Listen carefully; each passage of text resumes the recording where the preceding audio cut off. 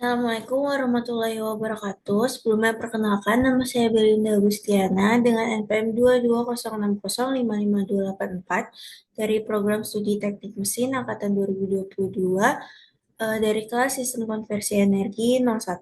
Di sini saya akan menjelaskan jawaban dari UAS saya mengenai evaluasi tugas besar saya menggunakan 33 pertanyaan dari framework DAI5. Sebelumnya saya akan menjelaskan tentang DAI5 terlebih dahulu. DAI5 adalah singkatan dari Deep Awareness of intention, initial thinking, idealization, dan instruction.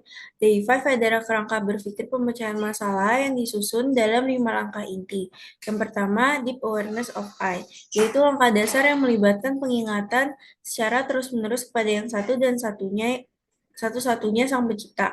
Langkah ini menekankan kesadaran individu atau jiwa dan kesadaran diri yang menyelaraskan tindakan dengan tujuan utama untuk mengetahui dan mengenali Tuhan. Ini adalah keadaan nafs yang berfungsi sebagai lapisan inti. Yang kedua, intention. Ini adalah keputusan atau tujuan yang sadar yang mendorong proses. Intensi ini berasal dari hati yang bertindak sebagai jantung yang mengkodekan niat untuk kerangka kerja secara keseluruhan. Intensi memastikan bahwa setiap langkah pemecahan masalah selaras dengan kehendak Sang Pencipta. Yang ketiga, initial thinking. Langkah ini mencakup analisis menyeluruh dan pemahaman masalah, termasuk pemahaman yang mendalam tentang sifat dan akar penyebabnya. Yang keempat, idealization. Dalam langkah ini, asumsi dibuat untuk menyederhanakan dan memodelkan masalah sambil memastikan bahwa asumsi tersebut dapat diandalkan, realistis, dan selaras dengan prinsip utama yang ditetapkan dalam niat. Yang kelima, instruction set. Langkah ini mencakup prosedur, langkah-langkah, dan metode iteratif untuk mengimplementasikan solusi dengan niat sadar yang terus memandu tindakan selama pelaksanaan. Jadi, kerangka kerja ini menekankan keselarasan dengan tujuan yang lebih tinggi dan mengintegrasikan kesadaran teknis dan spiritual. DAI5 berdiri terpisah dari kerangka kerja tradisional karena fokusnya pada niat dan lapisan kesadaran yang mendasar. Lalu kita masuk ke 33 pertanyaan dari framework DAI5. Sebelumnya tugas besar saya mengambil topik tentang desain dan analisis dengan robot industri menggunakan sistem hidrolik. Yang pertama ada tentang Deep Awareness of I. Pertanyaan pertama mengenai kesadaran tujuan atau consciousness of purpose. Desain bertujuan untuk menciptakan robot dengan jangkauan hingga 2 meter, kapasitas angkat 500 kg, dan rotasi 360 derajat menggunakan sistem hidrolik. Dengan gaya yang dihasilkan didukung oleh aktuator hidrolik dengan tekanan maksimum 100 bar atau 10 MPa. Di sini ada data tentang beban maksimum, diameter piston, aktuator, dan cara menghitung tekanan sistemnya. Jadi tujuan di sini adalah untuk menciptakan lengan robot jangkauan hingga 2 meter, kapasitas 500 kg, dan rotasi 360 derajat menggunakan sistem hidrolik. Yang kedua, kesadaran diri atau self-awareness. Jadi saya menyadari tantangan seperti kebocoran fluida hidrolik dan keausan komponen. Oleh karena itu, segel hidrolik dengan bahan nitril butadin atau nitril butadin rubber atau NBR digunakan yang memiliki ketahanan terhadap tekanan hingga 20 MPa. Yang ketiga, pertimbangan etika atau ethical consideration. Untuk mengurangi dampak lingkungan, fluida hidrolik berbasis bio-oil digunakan dengan viskositas 46 CSC pada 40 derajat Celcius untuk memastikan performa optimal. Yang keempat, integrasi CIT atau cara cerdas ingat Tuhan. Desain memprioritaskan keselamatan operator dan keberlanjutan lingkungan sebagai bentuk tanggung jawab terhadap ciptaan Tuhan. Lalu yang kelima, refleksi kritis. Analisis teknik mengintegrasikan solusi seperti katup pengaman tekanan atau pressure relief valve untuk mencegah kegagalan sistem akibat lonjakan tekanan. Yang keenam, kesadaran berkelanjutan. Desain mengikuti pendekatan iteratif dengan simulasi berbasis ANSYS Fluent untuk mengidentifikasi potensi masalah sebelum implementasi. Yang masuk ke metode kedua, yaitu pertanyaan mengenai intention atau niat. Pertanyaan ketujuh, ada kejelasan niat. Tujuan untuk menciptakan sistem hidrolik yang dapat bekerja dengan efisiensi 90% dan menangani beban dinamis hingga 1,2 kali kapasitas statis, yaitu 600 kg.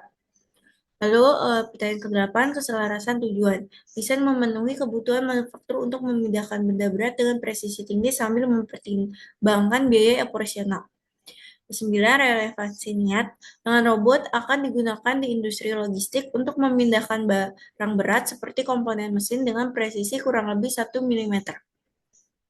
Yang ke-10, fokus keberlanjutan. Material utama menggunakan baja karbon rendah atau low carbon steel yang dapat didaur ulang hingga 90%. Yang ke-11, fokus pada kualitas. Komponen sistem seperti pompa hidrolik axial piston dipilih dengan spesifikasi tekanan operasi maksimum 250 bar dan debit 10 liter per menit. Masuk ke metode yang ketiga, yaitu initial thinking. Pertanyaan ke-12, pemahaman masalah. Masalah utama adalah kebutuhan gaya besar untuk memindahkan beban berat dengan efisiensi tinggi. Sistem hidrolik mampu memberikan gaya besar dengan tekanan tinggi dan menjadikannya solusi ideal. Lalu pertanyaan ke-13, kesadaran pemangku kepentingan atau stakeholder awareness. Operator membutuhkan sistem yang mudah digunakan dan aman, sementara teknisi membutuhkan sistem yang andal dan mudah dirawat. Ini adalah salah satu fokusan dari tugas besar saya. Solusi dari tugas besar saya.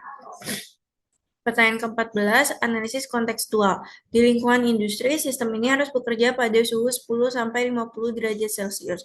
Fluida hidrolik yang dipilih memiliki indeks viskositas tinggi atau lebih besar dari 130 untuk memastikan kestabilan dalam suhu kerja.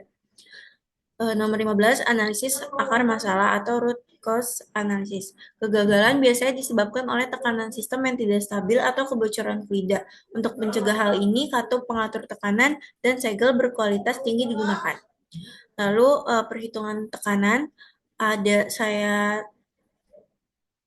masukkan di sini. Jadi untuk mengangkat beban maksimum 500 kg dengan aktuator berdiameter 10 cm, ada perhitungan untuk gaya, untuk luas permukaan, juga tekanannya.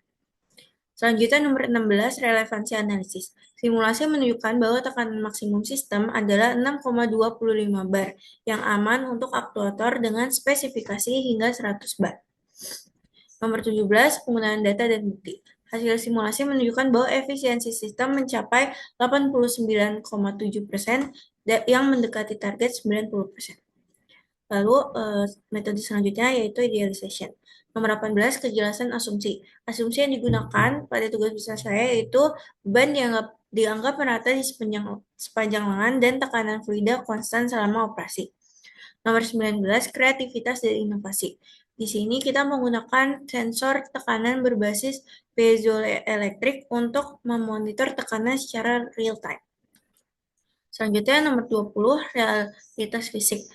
Tekanan dan gaya dihitung menggunakan hukum Pascal dan hukum dasar fluida, yaitu F sama dengan P dikali A. Rumus-rumus fisika lainnya juga digunakan seperti rumus-rumus yang sebelumnya sudah saya terangkan di atas.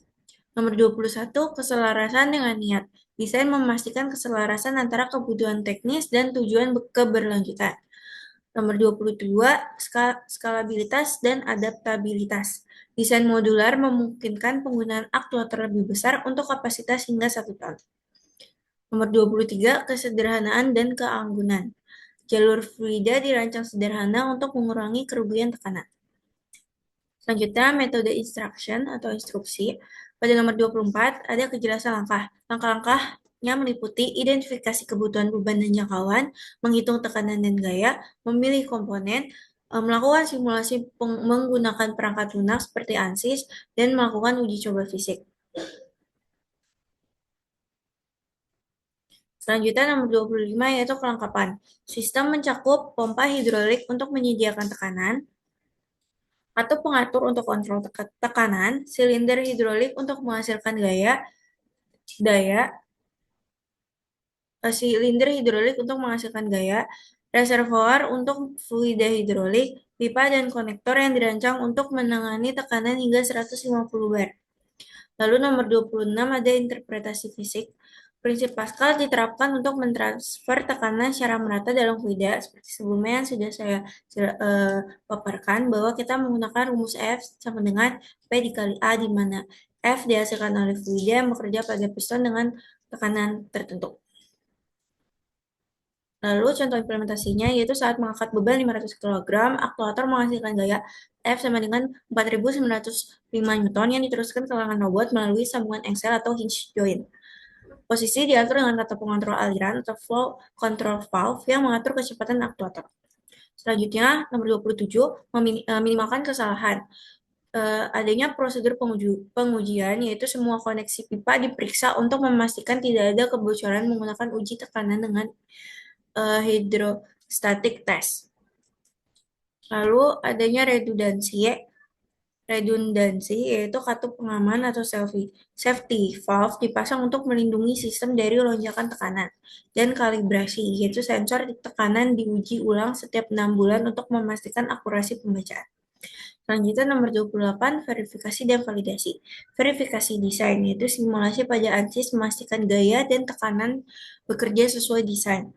Lalu validasi operasi yaitu robot diuji di lingkungan nyata dengan memindahkan beban 500 kg dalam berbagai kecepatan untuk memeriksa kestabilan dan akurasi posisi. Lalu nomor 29, pendekatan iteratif, yaitu jika hasil pengujian menunjukkan gaya yang tidak sesuai, diameter piston akan disesuaikan atau tekanan pompa dinaikkan. Misalnya jika gaya aktual lebih kecil dari yang diinginkan, berikut perhitungannya. A sama dengan F per P. Sama dengan 4.905 per 10 pangkat 6. Sama dengan 0,004.905 meter kuadrat atau diameternya kurang lebih 8 cm. Lalu iterasi dilakukan sampai hasil sesuai dengan spesifikasi desain. Nomor 30, integrasi keberlanjutan. Fluida hidrolik menggunakan bio-oil dapat terurai secara hayati dengan viskositas stabil pada suhu 10-50 derajat Celcius. Lalu material yang dipakai adalah baja karbon rendah yang digunakan untuk mengurangi emisi karbon selama produksi. Nomor 31, efektivitas komunikasi. Yang pertama ada dokumentasi, adanya diagram alur hidrolik disediakan untuk teknisi bersama dengan manual pemeliharaan. Dan pelatihan operator-operator dilatih menggunakan antarmuka kontrol berbasis PLC untuk mengoperasikan robot. Nomor 33, keselarasan dengan kerangka DAI5. Setiap langkah dalam desain dan implementasi sesuai dengan kerangka DAI5 termasuk analisis masalah, identifikasi solusi, dan pengujian. Nomor 33, kualitas dokumentasi. Dokumentasi itu mencakup spesifikasi teknis komponen, diagram hidrolik, hasil simulasi tekanan dan daya, serta prosedur uji tekanan dan validasi beban. Sekian penjelasan evaluasi dari tugas besar saya. Kurang lebihnya mohon maaf. Wassalamualaikum warahmatullahi wabarakatuh.